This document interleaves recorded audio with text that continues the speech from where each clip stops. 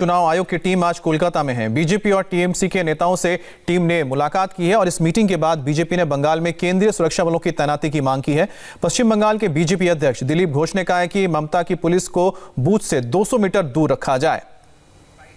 बंगाल की जो सिनेरियो है और चुनाव आते ही जिस प्रकार टेंशन और उत्तेजना निर्माण किया जाता है उसके बारे में उनको बताया। पिछले चुनाव का अनुभव भी बताया।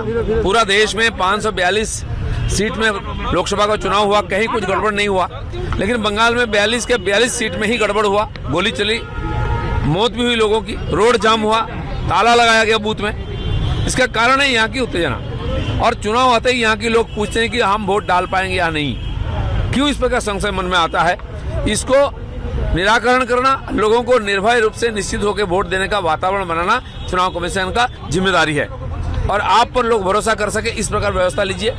इसीलिए सेंट्रल फोर्स को जल्दी तैनात किया जाए, उनका रूट मार्च किया जाए कि लोग घर से निकल करके वोट डालें।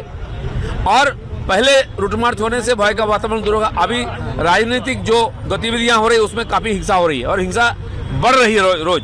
सरकारी दल की तरफ से हिंसा का प्रायोजित किया जा रहा है। इसीलिए इस प्रकार वातावरण को निर्भय वातावरण बनाया जाए, इस प्रकार हो।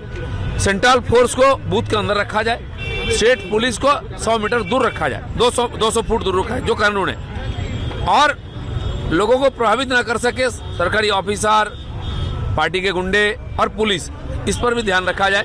जो ऑफिसर चुनाव कमीशन की तरफ से यहाँ काम में आते हैं उनको थ्रेट किया जाता है, उनका सुरक्षा निश्चित किया जाए और आगे भी उन पर कोई इस प्रकार घटना ना हो, इस मामले में निश्चित किया जाए। ये सारी बातों को हमने बोला। और बॉर्डर इलाका में काफ़ी शंका में नए लोगों की वोटर लिस्ट में नाम आई है। हमारा पूरा यकीन है कि रोहिंग्या और घुसपैठिया का नाम करीब 4-5 लाख लोगों को इंक्लूड हुआ है 22 लाख में। इस पर ध्यान दिया जाए। जहां स्वाभाविक वृद्धि हुई है वोटर की, उसमें छानबीन करके उनको निकाला जाए और ऐसे लोगों को दंडित भी किया जाए जो इस काम में लिप्त हैं। और टीएमसी नेता और राज्य के मंत्री फिरहाद हकीम ने आयोग से मुलाकात के बाद क्या कहा, आपको सुनाते हैं।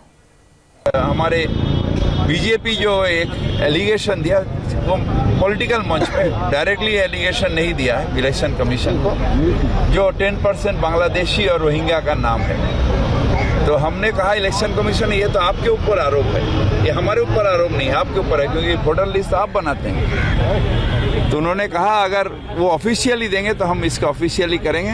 अब पॉलिटिकल मंच में वो लोग गर्म करने के लिए दे रहा है, इसमें हम क्या, but when the election process will come into effect we will definitely see all this your allegation.